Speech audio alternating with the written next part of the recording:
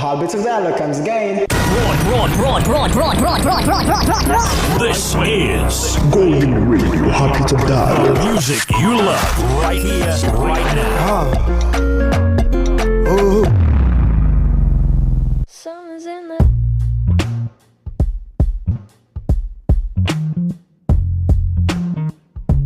Something's in the air.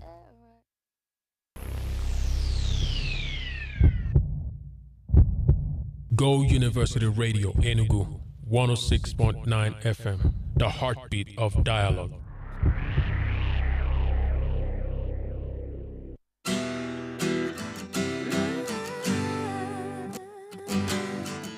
I know that I'm running out of time. I want it all.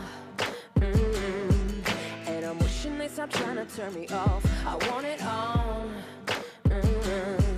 And I'm walking on a wire, trying to go higher. Feels like I'm surrounded by clowns and liars. Even when I give it all away, I want it all. We came here to run, run, run. We came here to run, run, run. Just like fire, burning up the way. If I can light the world up for just one day, watch this madness, colorful charade. No one can be just like me anyway. Just like magic, I'll be flying free. I'ma disappear when they come for me. I kick that ceiling, what you gonna say? No one can be just like me anyway. Just like fire.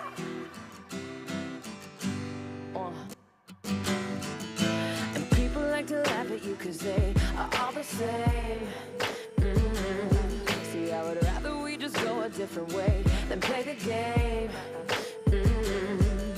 And no matter the weather, we can do it better.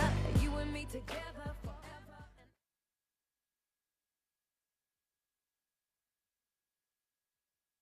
Your station The first Go Uni Radio. 106.9.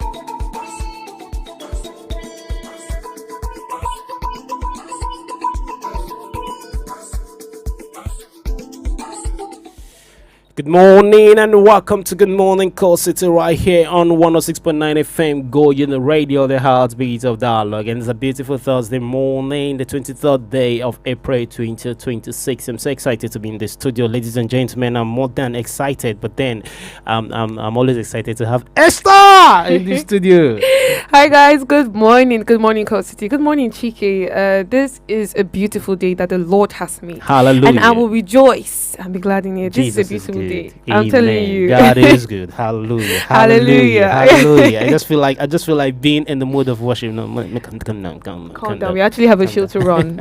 You do that in your personal private time. Hallelujah. Anyway, All right, yeah. welcome to Good Morning Curiosity today, 23rd day of April 2026. And of course, today is World Laboratory Day, and we are going to be celebrating the beauty of research and the beauty of education as well, and then the beauty of science. And being in an academic environment, this is what we celebrate every day, actually. Yes. And in Good Morning Core City, just as we always do it for you, this is a place where we try as much as possible to make you feel at home. And remember, you can always follow us live on YouTube at GOU Radio 1069 FM and on Facebook at 1069 Go Radio. And you're going to be seeing myself and the pretty A-star, the pretty lady with a golden voice. And of course, just the way I'm releasing her beauty every morning. And you need to go online, watch her, and release her beauty as well. Okay, guys. Like I said, he said, watch me and relation my beauty. All right, and in Good Morning, because Esther is going to tell us how we are supposed to feel this beautiful morning, and then she'll also, and when we come back, we'll look through our top stories. And of course, today we are having a special guest in the studio as we commemorate World Laboratory Day, and we're going to talk about the lab, and then we'll talk about every single intricacies that has to do with research and the advancements of education in Nigeria, and of course what Gulf University is doing so far in helping position the state and the country in the map of research and science development. But meanwhile, right about now, Esther is going to tell us how we're supposed to feel this morning. I'm so much itching and waiting to hear what she has to tell me this beautiful Thursday morning, because every single day that I hear her talk, it's a motivation, not just a motivation. It's more like it spurs me to be the best. Oh wow! Don't worry, I've got a lot coming this morning. Just get ready. I think you should brace yourself. Brace yourself, because I've got something powerful coming right now. Embrace. Anyways, good morning, Co City, and happy Thursday, the 23rd of April, 2026. First of all, let's take a moment to appreciate yourself. Take a moment to appreciate yourself, okay? You've made it this far into the week through the alarms you didn't want to answer, the responsibilities you couldn't avoid, the pressure, the traffic, the deadlines, and even the personal battles that no one knew you were facing. But you did it, and you're still here, and that matters. This morning, I want to remind you that your life will often move in the direction of your discipline, okay? Not every day will feel exciting. Not every day will feel rewarding. Not every effort will produce immediate results, okay? But keep showing up anyways. Keep planting seeds. Keep learning. Keep trying. Because one day, the habits you're building now may become the life you once prayed for. You're capable and you're growing. And yes, you can do anything you put your mind to do, but you must be willing to stay committed even when things feel slow.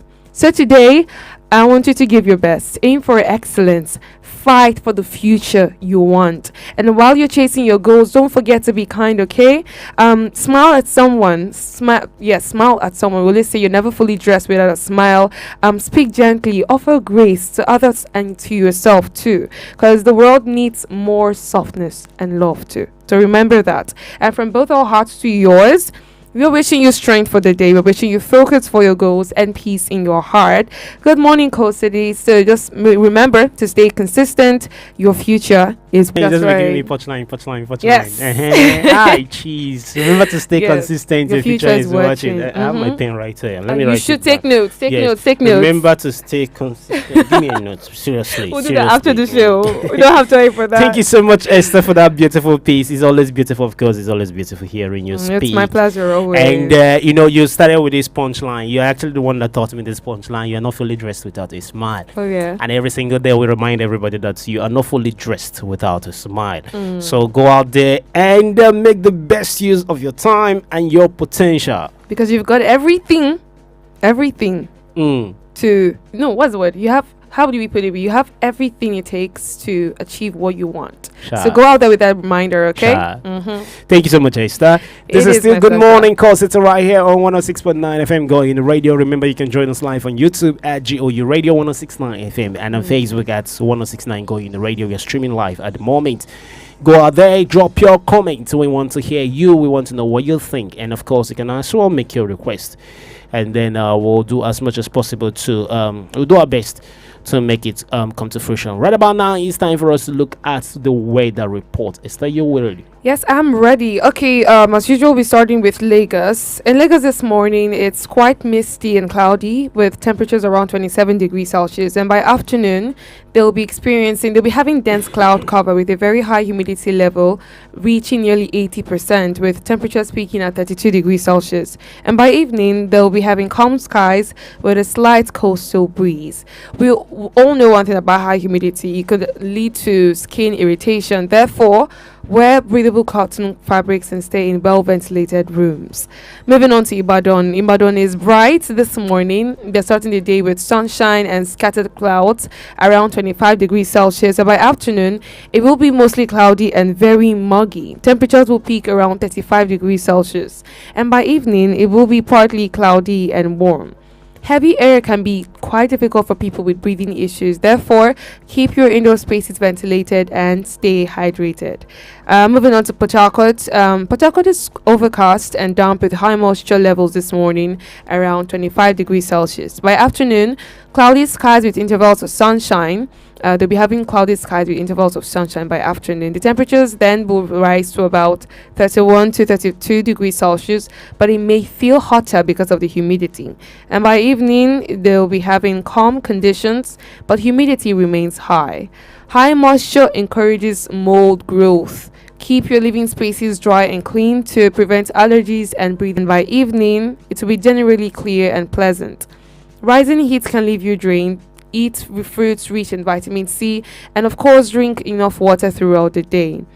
And in Kano this morning is clear, sunny, and already hot from the early hours. It's around 29 degrees over there. By afternoon, they'll be experiencing intense heat with temperatures soaring to a scorching 41 degrees Celsius. By evening, it will be mostly clear and very warm tonight in Kano. This is a critical heat stress territory. Therefore, wear your umbrellas and carry your hats if possible. And finally, here at home in Enugu, this morning we are having sunny skies with a few patches of clouds. We're expecting a warm start around 26 degrees this morning. And by afternoon, we'll be experiencing a significant humidity buildup. While storms are unlikely, cloud cover will trap heat, making the 34 degrees Celsius afternoon temperature feel much hotter. By evening, it will be generally calm and clear, but very warm. So Enugu is under a heat stress alert today. If it's possible for you, avoid strenuous outdoor activities and drink water regularly, even when you don't feel thirsty. And that is your comprehensive weather report for today. All right, thank you so much, Esther, for that comprehensive one. And of course, this is the Good Morning Call. So this is time for us to go on a short musical break, and then when we come back, we will look through our top stories for today, and then afterwards we'll bring in our special guest this morning as we join the rest of the global community to commemorate World Laboratory Day. Stay tuned, don't touch the dial, because this is the place to be, and this is the place to relax this beautiful morning. We'll be right back. Don't go anywhere.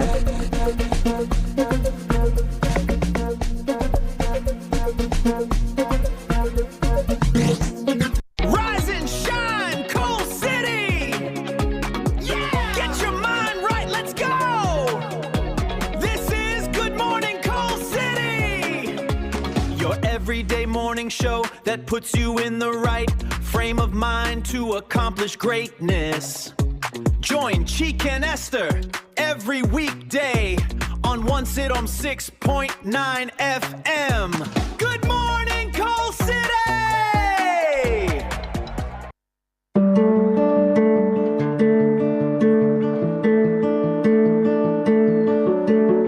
Wasn't looking for answers or someone to hold. Thought I found peace and that was enough. Living in the moment for a time when nothing could be broken. Oh, 'cause I had nothing to lose and no one to love. But now my heart is stolen. Never felt like I was alone. Said I'm better on my own. You can't miss what you don't know. Oh, and missing pieces are all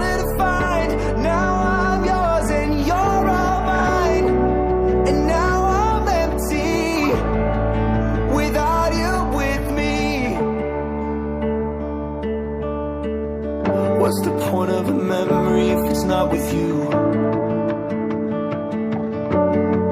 Can't afford the price I'd pay in losing you.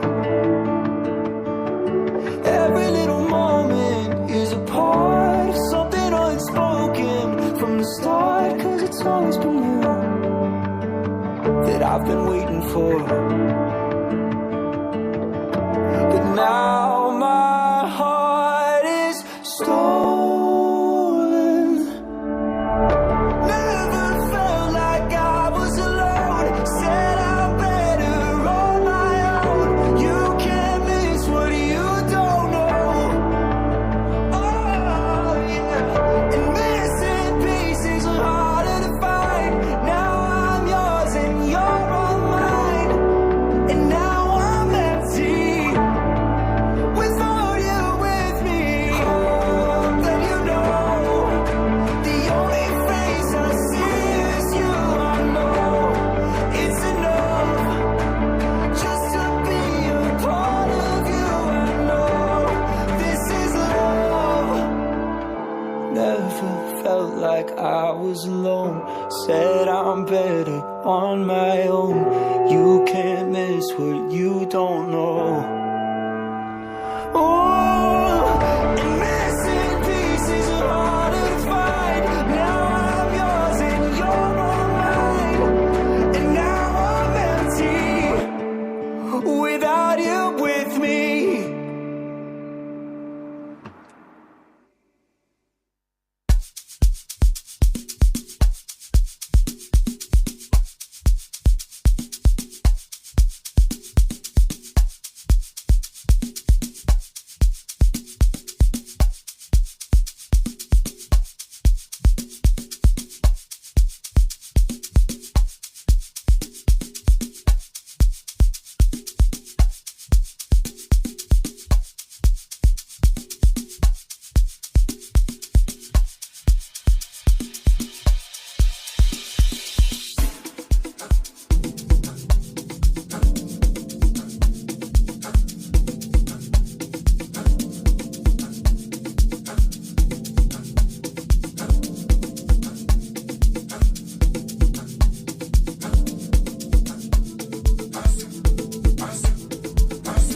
All right, welcome back to Good Morning Cold City, and that was a short musical break we went on, and this is time for us to look through our top stories for today. Esther, you ready? Yes, yes, I am. Okay, for the first headline this morning says Lagos court jails fraudster 42 years over 80,000 euros scam. Okay, and Ikeja Special Offences Court on Wednesday convicted and sentenced Ndidi Joshua Bobby to 42 years imprisonment for internet fraud involving false identity claims and obtaining money under false pretense. Justice Olubunmi Abike Fadipe delivered the judgment after finding Bobby guilty of the offences. His conviction followed his prosecution by the Economic and Financial Crimes Commission, Lagos Zonal Directorate 2, on charges bordering on stealing and possession of fraudulent documents involving 80,000 euros. Bobby was first arraigned in December 2021 on a 2-count charge, but the prosecution later amended the charge to 6 counts dated July 2nd, 2025, under the advance fee fraud and other fraud-related offences. The EFCC told the court that the convict sometime in 2020 in Lagos with intent to defraud had in his possession fraudulent documents in which he falsely represented himself as Prince Louis to Sabine Sigrid. He was also alleged to have stolen and dishonestly converted to his own use the sum of 80,000 euros belonging to Sabine Sigrid. The convict pleaded not guilty and stood trial, which began on February 11, 2022. The prosecution called 2 witnesses and tendered several documents as exhibits in support of its case. The prosecution closed its case on October 12, 2023, after which Bobby filed a no-case submission. The court dismissed the application and ordered him to enter his defense, where he later testified. Chike, what do you think about this? 42 years in prison. That's the thing, and 80,000 euros, right? 80,000 euros. Like He got what was yeah, coming he to got what was him. coming, and then the point is, we always say it every day for the thief, one day is for the owner of the house. That's the Yes, thing. Right? yes. Congratulations to him for bagging the prison sentence. This is a really, I think this is a very strong punishment. I wish it was like this for politically connected fraudsters, because there are many of them, and Yeah. I don't think I've gotten this much of this hard You're of a right. sentence You're before. right. You're right. But this is a good one. At least this could improve our international confidence in our justice system here in Nigeria, especially our anti-fraud efforts. I think this is a good one. All right, that's the point. Okay, moving forward on our top stories for today. NUJ condemns attack on journalist as police launches probe. Story has it that the Rivers State Police Command is investigating the attack on Port Harcourt-based broadcast journalist Alwell Ene by hoodlums in the Garrison Junction end of Port Harcourt on Monday. Recall that Mr. Ene, who works with Megatrix, operators of Classic FM 91.1, Beat FM 99.9, and Niger FM 92.7 in Port Harcourt, had said he was investigating reports of criminal activities in the area when over 17 hoodlums swooped on him and inflicted injuries on him. According to the journalist, the miscreants queried what his business was in the area, and after he identified himself as a newsman, they continued throwing punches at him. He sustained bodily items taken. Speaking with correspondents, saying he was issued with a medical examination form. Attack is being probed. Wow, this is really sad. You know, The fact that someone, a journalist, I feel like people in the media, they don't really have free press anymore. And you know that free press is essential to democracy. We've been hearing, recent stories about, not recent, but then we've been hearing stories even before now about members of, journalists, yes, being abused because of they're trying to like find out information, and then this is wrong, especially in a democratic nation like Nigeria, even though Nigeria isn't really practicing true democracy. But well, the thing is, I'm glad the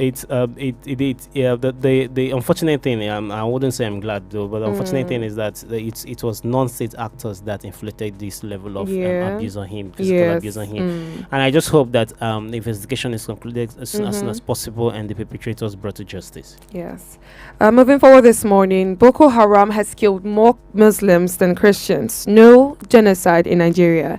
And this is coming from Lai Mohammed. The former Minister of Information and Culture, Lai Mohammed, has dismissed claims of a targeted genocide against Christians in Nigeria, stating that insurgent groups, particularly Boko Haram, have killed more Muslims than Christians. Mohammed made the remarks on Wednesday in the United Kingdom while engaging with students of Abbey College, Cambridge, during an interactive session focused on governance and youth participation in Nigeria. Responding to questions on alleged religious persecution, the former minister described the narrative of a Christian genocide as false and misleading. There should be more understanding on the part of the developed world. People say there is religious persecution in Nigeria and that there is genocide against Christians. It is not true, it is fake news, he said. He argued that Nigeria's security challenges are complex and not driven by any deliberate attempt to eliminate a religious group. Nigeria as a country has challenges that will not be resolved by genocide against any religion, he added. Mohammed explained that Boko Haram initially emerged as a movement targeting Muslims who embrace Western education, noting that its early victims were predominantly Muslims. At the beginning, the victims of Boko Haram were largely Muslims, not Christians. Boko Haram started as a revolt by extreme Muslims against conventional Muslims like me, he said. He further explained that the ideological roots of the group, noting that Boko Haram roughly translates to Western education being forbidden, making educated Muslims target of the sect. According to him, the group later extended its attack to Christians to attract wider global attention. Chike, what do you think about this? Well, what he's saying is partly true and partly untrue. When we talk about Christian genocide in Nigeria, it's not just about Boko Haram killing people. Boko Haram is a terrorist organization, which of course we know their modus operandi and the ideology behind Boko Haram. Because yes, it's both Boko Haram, Western education is the same.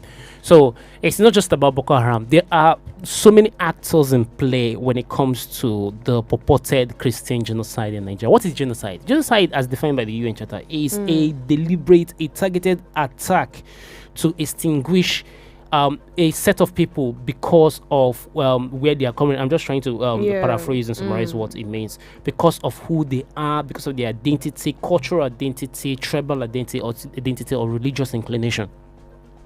What we've seen in Nigeria is just beyond Boko Haram. We have banditry attacks. We have targeted attacks on communities by so-called Fulani headsmen. So we have so many of these things going on. So it's not just about the Boko Haram. So this is just relative half-truth that we are getting from the former Minister of Information. Lai Mohammed being Lai Mohammed, we know his antecedents. You know how Lai Mohammed was Lai Mohammed for 8 years under Buhari's administration. So it's what it is.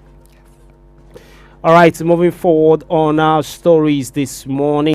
All right, the story has it that President Bola Tinubu has intervened in the escalating crisis in Nigeria's aviation sector following threats by airline operators to suspend services over the soaring cost of Jet A1 fuel.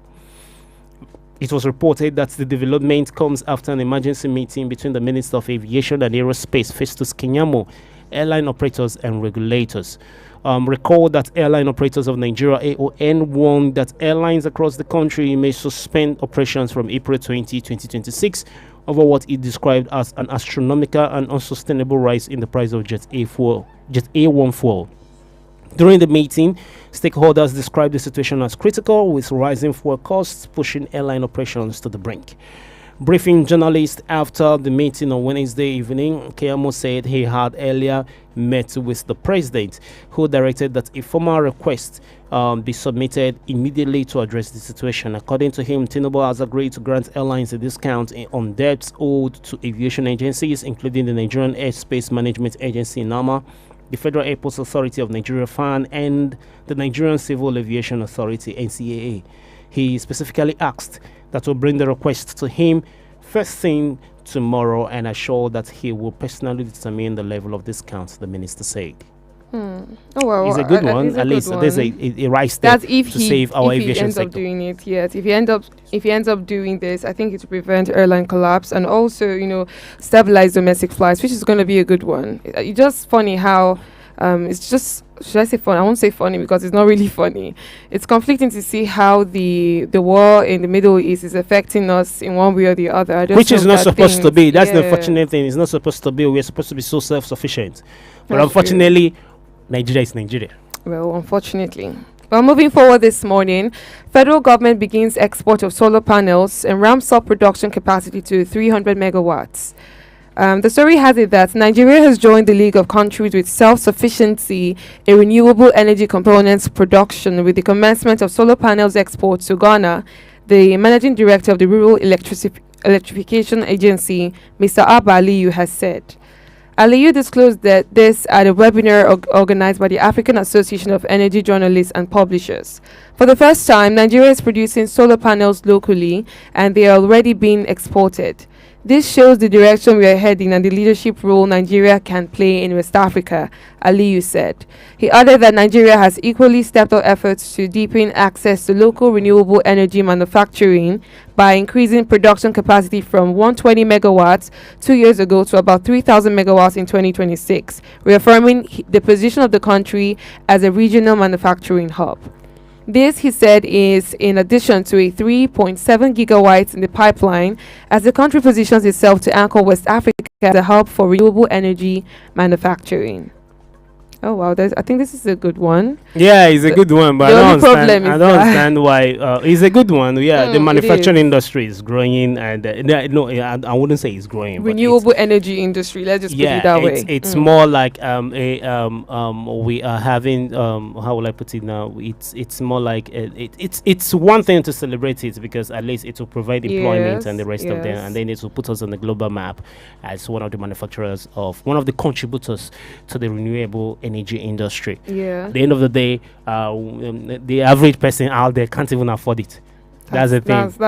That's why the average person. That's why we're speaking for the average person out there. We can't be celebrating exporting solar panels. We should be celebrating providing electricity to millions of households in the country. All right, moving forward this morning. On the foreign scene, Iran judiciary dismisses Trump remarks on women on death row. All right, the story has it that Iran's judiciary on Wednesday is described as false news. Remarks by U.S. President Donald Trump that the Islamic Republic had reversed the decision to execute 8 women, saying they had never faced the death penalty. Despite the claim from last night being exposed as a lie, Trump just minutes ago in another post claimed that the death sentences of 8 protesting women who were supposed to be executed tonight in Iran have been cancelled, and thanked Iran. The judiciary's Mizan online website posted on X. Trump's empty hand in the field has led him to fabricate achievements from false news, it said.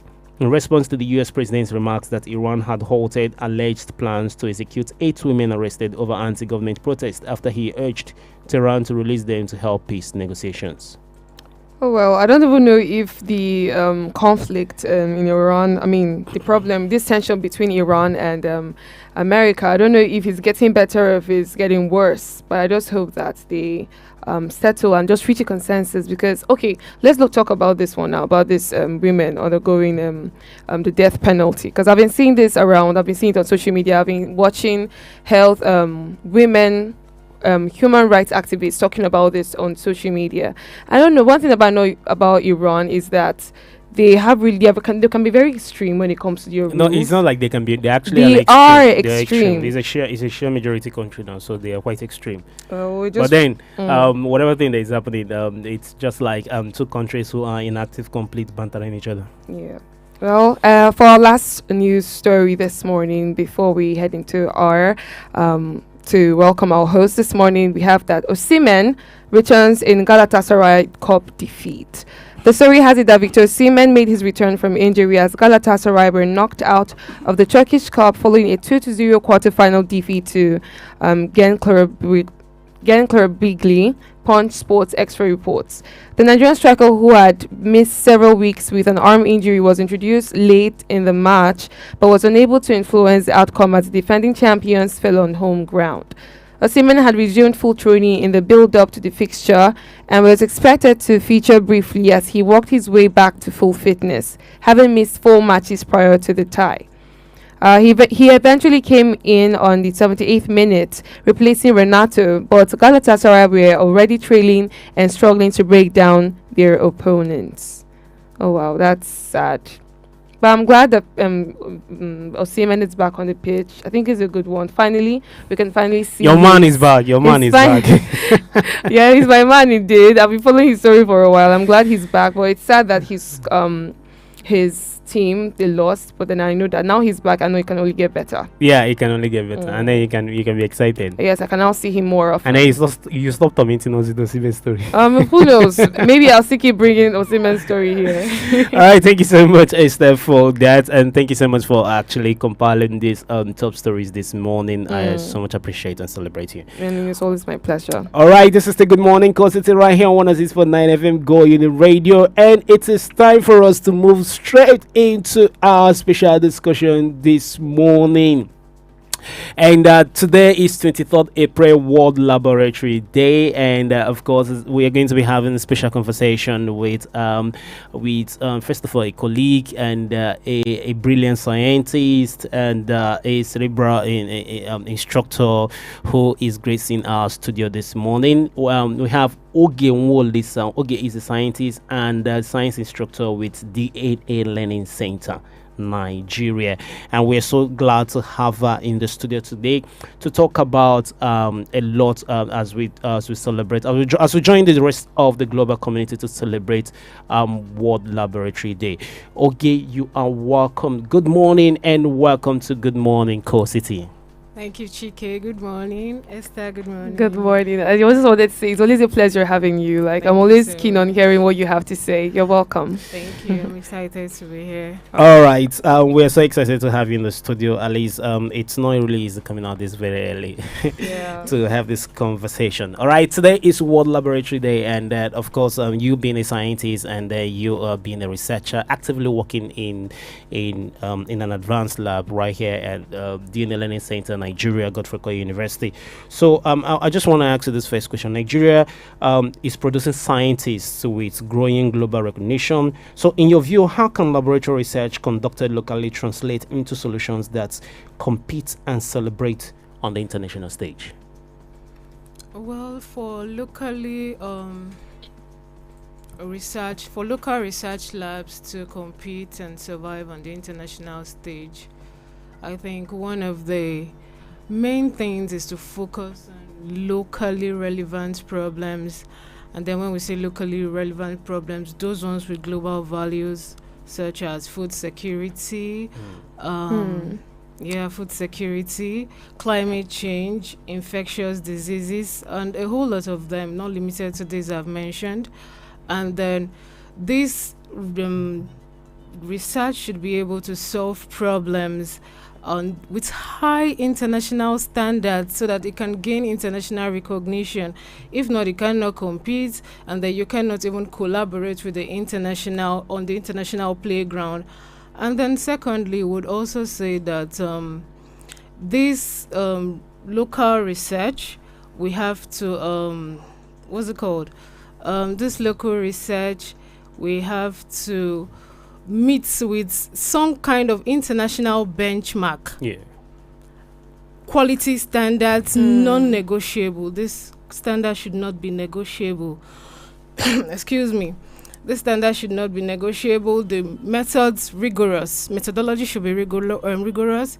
The results should be accurate and reproducible. If you go to Canada, you can reproduce using the same method. You can reproduce it not only in Africa, not only in Nigeria. Even if you go to Burkina Faso, applying the same thing, you can still do it and get the same results. So if doing this, manipulating results in one's house, maybe I get some kind of methodology and then I manipulate them, copy and paste, and at the end of the 3.5, I'm manipulating it to 23.5, 30.5 so that I have a perfect result. No, it doesn't keep us on that international standard. It doesn't take us to where we're meant to be. And collaboration with international groups, international platform, that is the bridge to get to that stage, because on a normal day, no man is an island. Yeah. So you have to collaborate with those on international standard, because they not only give you funds, they sort of give you some visibility and then expertise to your training group or your workers. So I think with this, we have the local research group would get to that international stage. Of course, and then the credibility that comes with it as well. Yeah. So that we're looking at quality and collaboration with foreign partners, right? Yeah. Oh, that's good. Got it. Thank you so much. Moving on to the next question we have for you this morning is, what do you think are the most critical gaps in Nigeria's laboratory infrastructure today, and how can strategic investment transform these spaces into hubs of cutting-edge innovation? When I was walking into the studio this morning, I heard Chike saying something about solar panels and electricity. I think one of the critical gaps we have in research currently in Nigeria is power. Enzyme stability depends on power. Cultural viability, reagent viability depends on power. And then the assay, reliability of molecular assay also depends on power. There are some equipment that have to be in air-conditioned room for nothing more than 16 degrees centigrade every day. And then how do we get it, especially in Nigeria with our epileptic power supply? So this is one of the gaps. And then another gap is outdated and underutilized equipment. I would use our public universities as examples. When you go to our public universities, I would say that the equipment we have in some of our labs in the public universities are for aesthetics. Or we have the PCR machine, or we have the I would liken them to models on a runway. You know, when models come out to showcase a certain designer's fabrics or fashion, when they are done, they go back inside and that's the end. You don't see them on the stage. Their work has been done. So when accreditation team comes, all these machineries are being sampled. Oh, this is the GCMS, this is that. And at the end of the day, when the last person from the accreditation team leaves the door, the dust covers are used to cover these machineries and they are kept under So lock next and key. time. No, I remember when I wanted to do my master's thesis, I was told that, yeah, the faculty has a GCMS, but it's in the biotechnology lab, nobody goes there. We have such equipment in this school and nobody uses it. So another gap also is workforce training gaps. Sometimes some of us, I'm sorry to say this, do not know how to use some of this machinery, and that is what happens in university. Yeah. Now take for instance a class of 200 students of microbiology are given one pipette. Okay, look, this is how you would do it.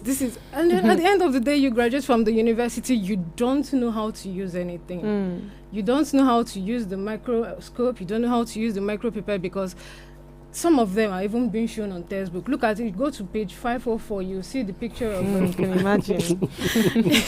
you see the picture of a liquid chromatography or a gas chromatography. Go to page this, go to page that.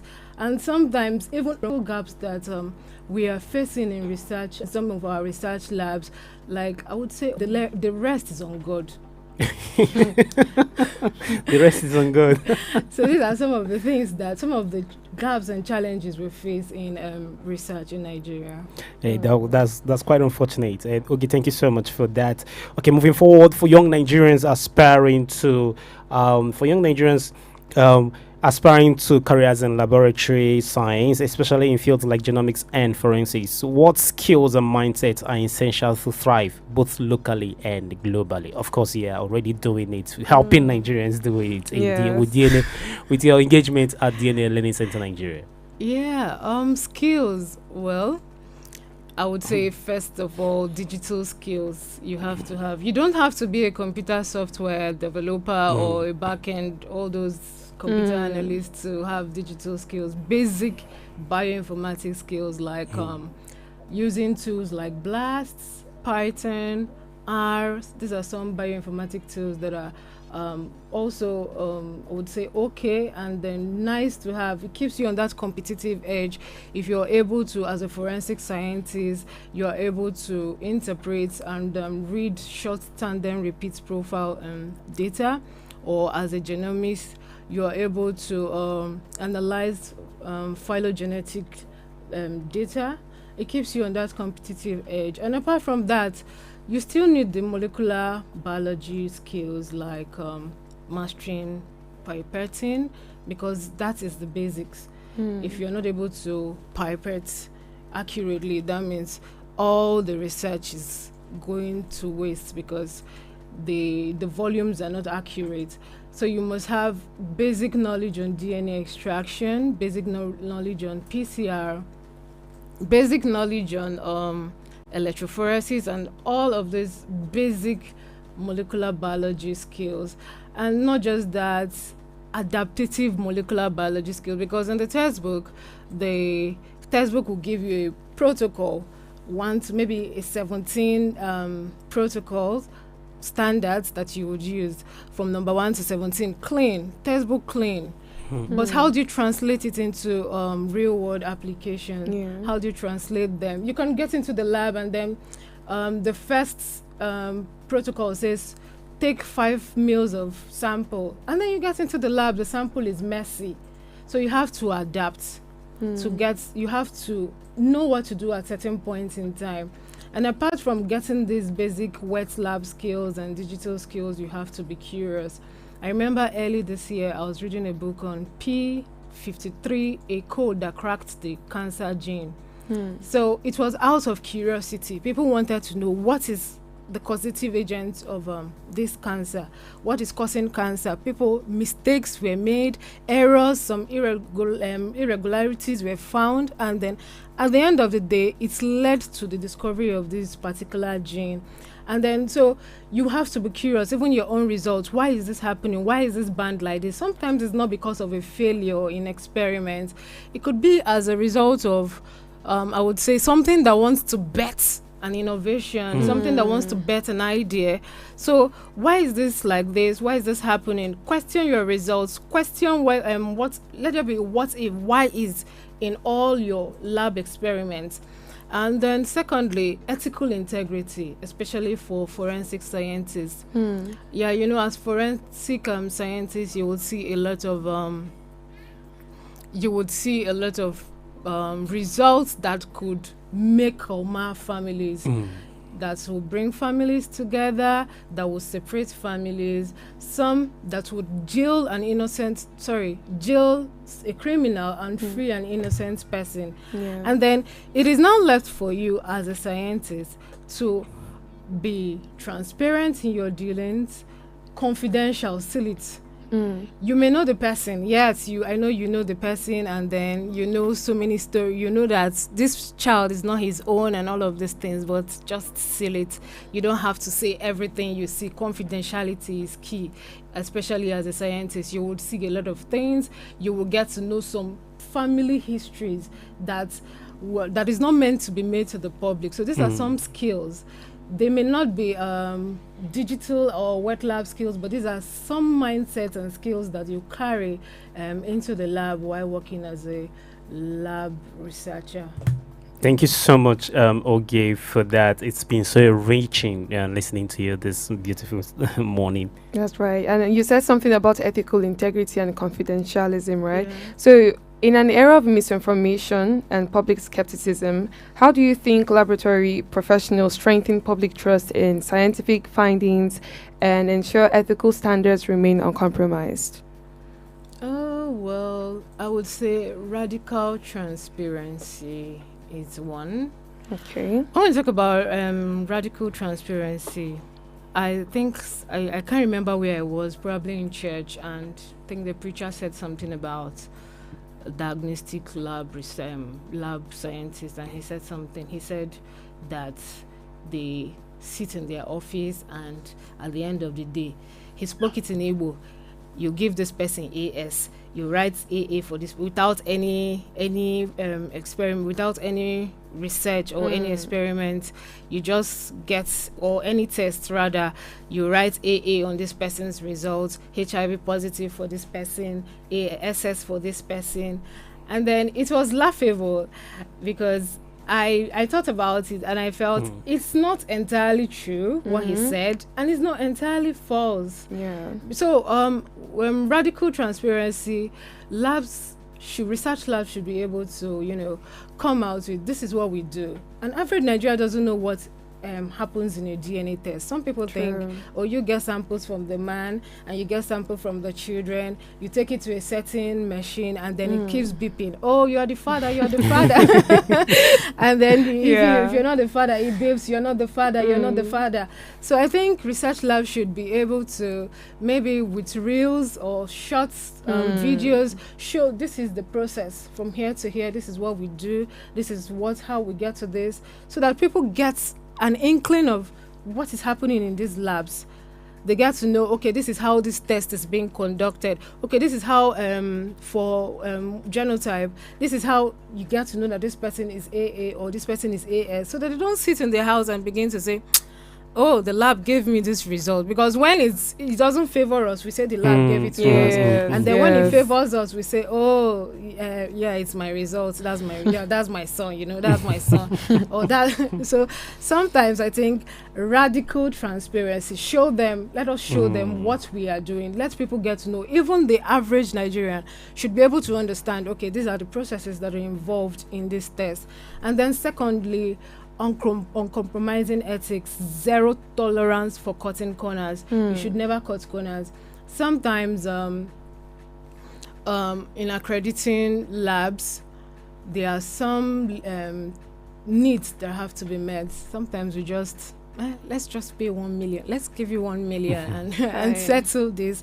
So when you do something like that, you're compromising ethics. That's not the way it should be. Or somebody tells you, okay, for this case, I know my son is involved in this case and he's actually not innocent, but let's rub hands together so that you'd falsify the results. So some of these things comes up every day in research labs and even in diagnostic labs, but it is not okay. And then I think the best way to go about it is not to compromise ethics and zero tolerance for cutting corners. Oh, thank you so much. No Okay, compromise to right. ethics and zero cutting corners. Yeah. All right. Moving forward, looking ahead. Okay. What would you say will take for Nigeria to become a recognized leader in laboratory science and research within Africa and across the globe? Already you've mentioned some of them, so I just wanted to summarize. Yeah, like I said earlier, and then I'm going to also add, apart from international collaboration, I'm going to also add something about grants. You know, when we talk about grants and fundings, I'm also going to relate it with real world applications. There are some research you do and it ends just being published on paper. We publish them on paper, we brag about it as scientists. Oh, I have 200 authored papers, I have about 1,000 citation scores, 22,000 citation scores, and it ends on paper. How do we translate these research to real world application? Because one of the sole aim of science is to solve problems. Yeah. How are we solving problems with this? So I think in those who review grants and fund grants, those who review grant proposals rather and fund grants should be able to prioritize grants that have real world applications, grants that proposals that have real world applications, because at the end of the day, we do not have anything apart from papers as researchers. So after bragging about co-authoring and authoring and this, how has your research impacted? I would also add, and not to say something wrong about reality shows or like Big Brother Nigeria. If you imagine, let's say we have 30 scientists, young scientists that are doing well, kept in a high standard lab for 90 days, just as it's been done in Big Brother Nigeria. Don't you think that problems will be solved? Would have problems, some of our major problems here in Nigeria, food security and climate changes, solved, and to keep us on that international radar or international platform. And then we can even have to collaborate with the international platforms. I think if we even inculcate those sponsors that are sponsoring Big Brother and then they come to this kind of show or kind of program and sponsor it, we would even go far in this country. Because one of the things I tell you that researchers lack is one of the things we lack is fundings, especially from government bodies and then some other private partners or private bodies in Nigeria. Some of the things we lack is fundings. And then I also, in addition to that, I think private labs, research labs should also partner with not just the government but also academia, just like DNA Learning Center and the Center for DNA Forensics and Criminal Investigation is partnering with Enugu State Government and the Godfrey Okoye University. This helps to not only about even training their workforce and then co-authorship. So this not only brings about papers that are being published, but a prototype and even commercialization of ideas. So at the end of the day, it brings revenue for not only for the government, for the private sector, and even for the academic sector. So I think in conclusion to this, I think we should move from the bench to making impact. We should move from the bench to making impact, not just on paper, but in real life. Beautifully said. This is beautiful. I told you guys, whenever we see whenever we see you, it's always enlightening. Thank you so much for coming. I've learned so much, and has really translate to real life solutions that will positively affect our environment. We so much appreciate you. If you're just joining us, this is the Good Morning Core City, and we have in the studio Ogenwo Lisa, scientist and science instructor of the DNA Learning Center Nigeria, as well as Center for DNA Forensics and Criminal Investigation, DNA Learning Center Nigeria, Godfrey Okoye University. And today, this discussion is in commemoration with with the rest of the world as we celebrate the World Laboratory Day. Thank you so much, Yes. Ogie, for coming. We so much appreciate Thank you, and you we'll so always much. celebrate you. Thank you. All right, Esther, I think this is where we're going to be wrapping it up this Oh beautiful yes, Thursday morning. we're already eating deep into our time, but we'll be back here tomorrow same time. Of course, it's gonna be an amazing time. So come here 7:30 to 8:30. We might not even take up till 8:30, right? But we'll be here tomorrow, hotter and better. Okay.